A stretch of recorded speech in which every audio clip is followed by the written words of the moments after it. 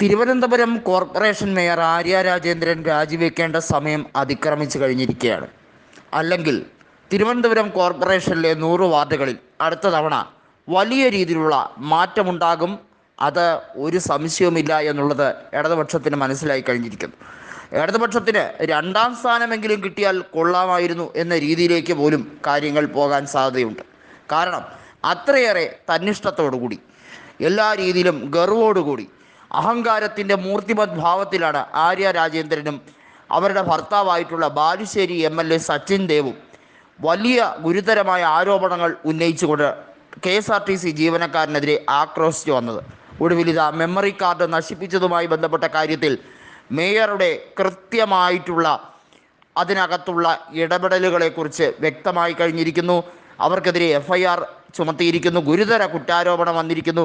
ഇത് മാത്രമല്ല, കോർപ്പറേഷൻ ഭരണം എല്ലാ രീതിയിലും ഇടതുപക്ഷത്തിൻ്റെ കയ്യിൽ നിന്നും പോകുന്ന രീതിയിലേക്കാണ് കാര്യങ്ങൾ പോകുന്നത്. കാരണം 2025 തീർച്ചയായും തിരുവനന്തപുരം കോർപ്പറേഷൻ ഉൾപ്പെടെ കേരളത്തിലെ 6 കോർപ്പറേഷനുകളിലെ തെരഞ്ഞെടുപ്പ്, അതുമാത്രമല്ല തദ്ദേശ സ്വയംഭരണ തെരഞ്ഞെടുപ്പിൽ മൊത്തത്തിൽ കേരളം പോളിംഗ് ബൂത്തിലേക്ക് പോകുന്ന സാഹചര്യമാണ്. അതായത് ഇനി ഒരു കൊല്ലം മാത്രമാണ് ബാക്കിയുള്ളത്. ഈ ഒരു കൊല്ലത്തിനിടയിൽ കേരളത്തിലെ ഇടതുപക്ഷത്തിൻ്റെ മുഖച്ഛായ മൊത്തത്തിൽ തന്നെ നഷ്ടപ്പെട്ടിരിക്കുന്ന ഒരു രാഷ്ട്രീയ സാഹചര്യമാണ്.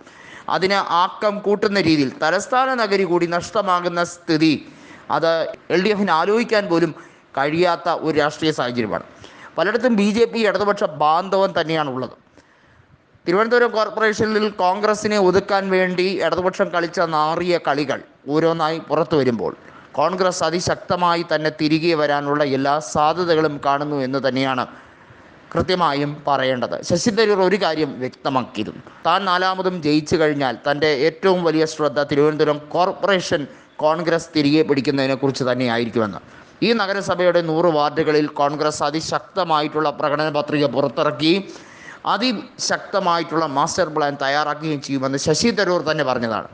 ഏതായാലും മേയർ ആര്യ രാജേന്ദ്രനെതിരെ ആദ്യം ശശി തരൂർ പ്രതികരിച്ചിരുന്നില്ല. എന്നാൽ കോൺഗ്രസ് അതിശക്തമായി തിരിച്ചു വരേണ്ടത് ഈ ജനതയുടെ, ഈ നാടിൻ്റെ ആവശ്യമാണ് എന്നുള്ള അതിശക്തമായൊരു സന്ദേശം കൂടി കൊടുത്തിരിക്കുന്നു.